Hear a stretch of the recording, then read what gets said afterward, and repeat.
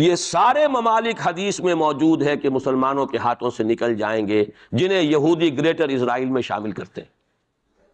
شام سارا، عراق سارا، مصر کا ڈیلٹا جتنا علاقہ زرخیز ہے اس کا جو بھی اچھا علاقہ ہے سارا، شمالی حجاز کا علاقہ سارا، یہاں تک کہ حدیث میں تو آتا ہے کہ مدینے کے دروازوں تک پہنچ جائیں گے لیکن مدینے میں داخل نہیں ہو سکیں گے، اللہ تعالیٰ خصوصی حفاظت فرمائے گا۔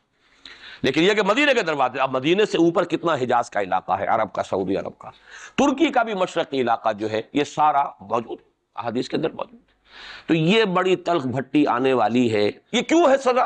سزا اس لیے ہے کہ ہم نے اسلام سے بے وفائی کی، سیدھی بات ہے۔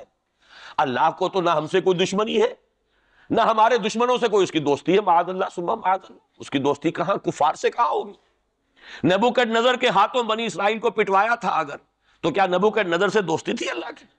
اور کیا اسرائیلیوں سے اور یہودیوں سے کوئی دشمنی تھی؟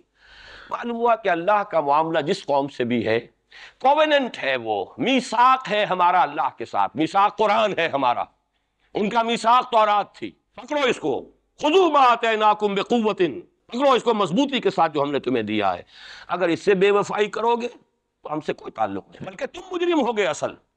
باقی لوگوں کے پاس تو کتاب ہے نہیں، شریعت ہے نہیں، دین ہے نہیں، ان کو تو پہنچانا تمہارے ذمہ تھا، تم تو ان کو کیا پہنچاتے، خود اس سے بے وفائی کر بیٹھے ہو، لہذا ساری دنیا کی گمراہی کی ذمہ داری بھی تمہارے کندھوں پر ہے۔ یہ ہے وہ جو جس کی بنا پر سزا ملے گی، سزا کے مستحق ہے۔ اور ہم میں سب سے بڑھ کر عرب ہیں جن کی مادری زبان عربی ہے، جن کو صرف نحو پڑھنے کی ضرورت نہیں قرآن سمجھنے کے لیے، وہ تو از دل خیزت بر دل ریزت، براہ راست کمیونیکیشن قرآن سے ہو رہی ہے۔ وہ بے وفائی کریں تو ظاہر بات ہے مہا مجرم وہ ہے۔ لیکن پھر غیر عرب مسلمانوں میں اس وقت روئے ارضی پر سب سے بڑی مجرم قوم 10 کروڑ مغربی پاکستانی۔ یہ میں ڈنکے کی چوٹ کہہ رہا ہوں اور بہت عرصے سے کہہ رہا ہوں، اس لیے کہ ہم وہ لوگ ہیں کہ جنہوں نے اسلام کے نام پر ملک بنایا۔ کوئی ملک دوسرا دنیا میں اس وقت اسلام کے نام پر نہیں بنا۔ ہم وہ لوگ ہیں پاکستان بنانے کے لیے لاکھوں جانیں مسلمانوں کی، کلمہ گوؤں کی گئیں اور ہزاروں عصمتیں لوٹی، اور نہ معلوم کتنی مسلمان لڑکیاں اور عورتیں جو ہے رہ گئی پھر بھی ہمیشہ ہی سکھوں کے پاس، اور وہ آئی نہیں پاکستان اس اسلام کے نام پر۔ اور کیا کیا ہے ہم نے؟ 46 برس ہو گئے، اس کہاں اسلام ہو؟